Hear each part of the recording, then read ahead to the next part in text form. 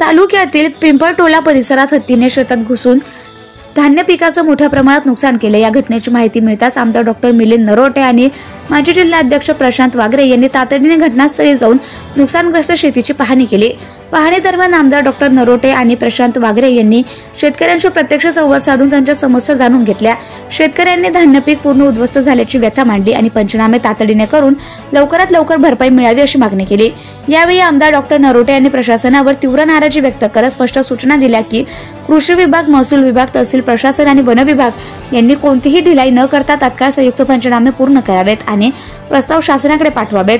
शेतकऱ्यांना योग्य तो दिलासा मिळेपर्यंत पाठपुरावा सुरू ठेवला जाईल असे त्यांनी ठामपणे सांगितलं।